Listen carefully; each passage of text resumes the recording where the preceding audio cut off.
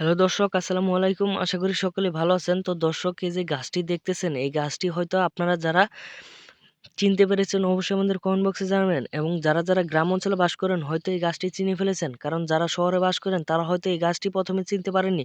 কারণ এই গাছটির সাথে আমি আপনাদের পরিচয় করিয়ে দিচ্ছি। এই গাছটির নাম হচ্ছে নিম গাছ বা নিম পায়া বলে থাকে।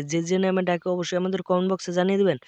এই গাছটির উপকারিতা সম্পর্কে জানতে পারলে আপনারা হয়তো অবাক হয়ে যাবেন। কারণ এই গাছটি আপনাদের খুব উপকারী এসে থাকবে। কারণ আপনাদের যদি কোনো ধরনের এই আপনাদের যদি মুখের মধ্যে কালো ব্রণ মেস্তা যদি আপনাদের হয়ে থাকে, তাহলে আপনাদের যদি মুখের মধ্যে অনেক ধরনের ব্রণ চলে আসছে, আপনারা হয়তো কোনো ধরনের ডাক্তারি ওষুধ খেয়ে আপনাদের মুখের ব্রণ, কালো মেস্তা, আপনাদের যে কালো দাগগুলো যায় না, তো আপনারা চাইলে কিন্তু এই ধরনের গাছ দিয়ে কিন্তু আপনারা ভালো করতে পারবেন। এবং আরেকটি কথা, আপনাদের যদি কখনো চর্মরোগ হয়ে থাকে, তাহলে কিন্তু এই গাছের এই পাতাগুলো বেটে আপনারা যদি রস করে সেই সেই ক্ষত স্থানে যদি আপনারা লাগাতে পারেন, টানা আপনারা লাগাতে থাকবেন যে পর্যন্ত ভালো না হবে, আস্তে আস্তে কিন্তু এই গাছটি আপনাদের সেই ঘাটা কিন্তু একদম শুকিয়ে যাবে।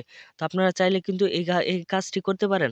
তো আপনারা যারা এইভাবে করবেন, আপনারা এই গাছটি প্রথমে বেটে আপনারা একটু হলুদ ব্যবহার করবেন। তারপরে কিন্তু আপনাদের মুখের মধ্যে যদি লাগিয়ে রাখেন, তাহলে কিন্তু আপনাদের কখনোই কালো দাগ বা আপনাদের মুখের মধ্যে ব্রণ মেস্তা কখনোই কিন্তু আর হবে না।